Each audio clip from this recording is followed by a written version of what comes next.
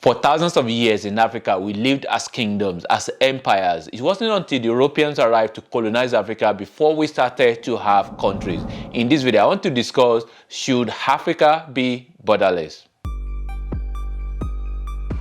There was a major event that happened in 1884 to 1885 that changed Africa and makes it what we see today. It was the Berlin Conference, also known as the Scramble for Africa. It was at the Berlin Conference that African colonization was formalized and legitimized. The European powers basically shared Africa between themselves. Sadly, Africa basically became the playground of the European powers. After the Berlin Conference, a lot of resources were extracted for free in Africa and transported to Europe. I have a video on this channel about the Berlin Conference, which you can watch after this one. We are now getting close to 140 years after the Berlin Conference, which gave us the map of Africa. So why have we not been able to make necessary changes to make Africa better? Should Africa be borderless so that we can cooperate and unleash the huge potential of Africa? Let me quickly share my thoughts with you what a borderless Africa means to me. For me, a borderless Africa doesn't really mean a United States of Africa whereby you have Africa as one country. I would like African countries to remain the way they are. However, I would really love free movement. So for example, if I'm in Nigeria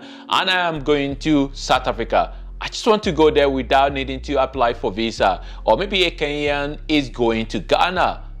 For them to just go there without needing to apply for visa, or likewise a Ugandan or a Rwandan, or anywhere really from Africa, as an African going to any African country, there's no really need to be applying for visa, because I just believe that if this is done, it's really going to encourage more Africans to visit African countries, and also tourism will be boosted. And as well, we will be able to cooperate more with one another. And also, it's also going to improve the economy, because people can actually go for business trips and things like that. All those hassles of applying for visa or going to embassy and all of that, that will actually be removed. And this is what I really would love in terms of like free movement. By the way, I am not saying that the immigration will not do their job. The immigration of each country will still need to actually monitor, people going in and out of that country. That is fine.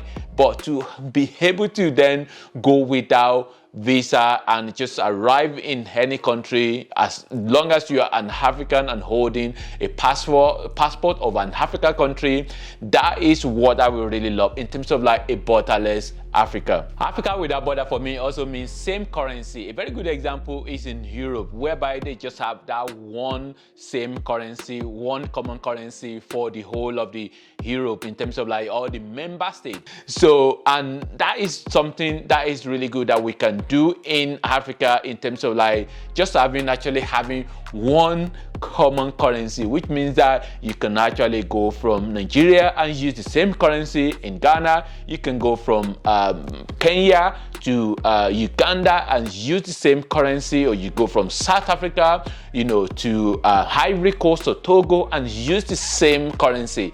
I think that is actually really good, because you can actually be traveling from one country to the other, and you don't need to have to worry about exchanging money, or all this commission that you pay to exchange money. I actually made a video about the proposed common currency for the West African region. You can actually watch that video as well on this channel. And for me, it's something that is really, really important that we need to do in Africa to make Africa borderless. In Africa, maybe we should also consider common language. Africa is one of the most diverse continents in the world. Africa boasts over 2,000 languages, accounting for a third of the world's languages, although having less than a seventh of the world's population. In comparison, Europe, which accounts for around 1/8 of the global population, has only about 300 languages. I think we can adopt a common language, but it's not really going to be that easy, because it's going to be challenging,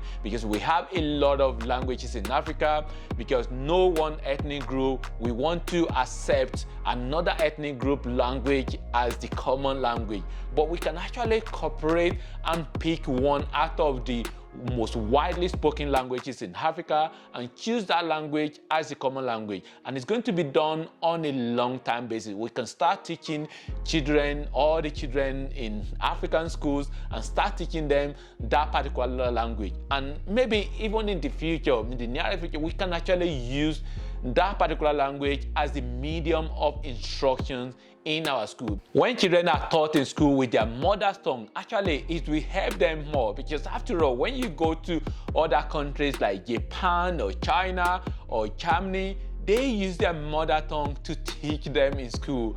And maybe that's one of the reasons why we look at them as successful. But if African country, if we have a common language and that common language is used as a medium of instruction in school, it's probably going to benefit us on a long time, because they have actually experimented this before. Wait, I have a video about this as well on this channel, which you can actually watch. So a common language for Africa, for me, I think that will also help Africa to be borderless. Talking about language, I also need to talk about the colonial legacy. I think one of the colonial legacy we have is the languages, in terms of like the French and the English language. But definitely we have other ones like the Portuguese.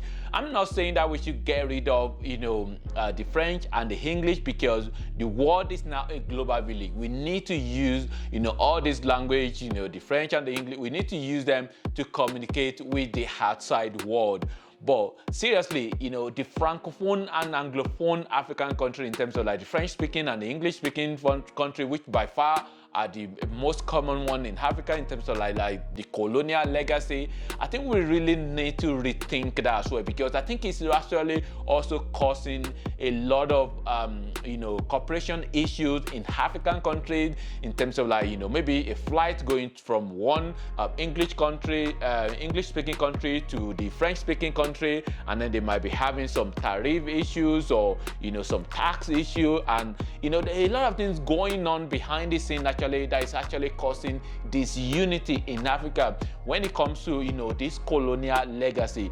I know definitely the Francophone country, they still have those issues about having some of their foreign reserves in the French treasury, which it's just a lot of things going on behind the scene, which I think actually need to resolve as well, in terms of like some colonial legacy that actually really need to be removed, so that Africa can actually tap into the huge potential that we have as a continent. To make Africa borderless, we also need to consider a lot of infrastructure projects, especially in the area of transportation. So we need to construct a road network that link one country to another, and also maybe train services as well, whereby you can actually go from Nigeria to Benin Republic on a fast train that will take you there within a few minutes, and then between Ivory Coast and Ghana, the Gambia, all these countries, and you can actually go from even West Africa.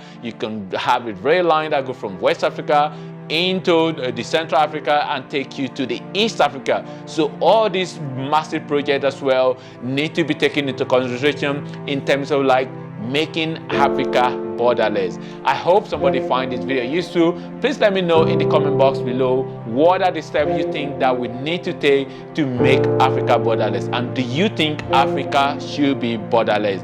Let me know in the comment box below. Share your thoughts, and thanks for watching, and God bless.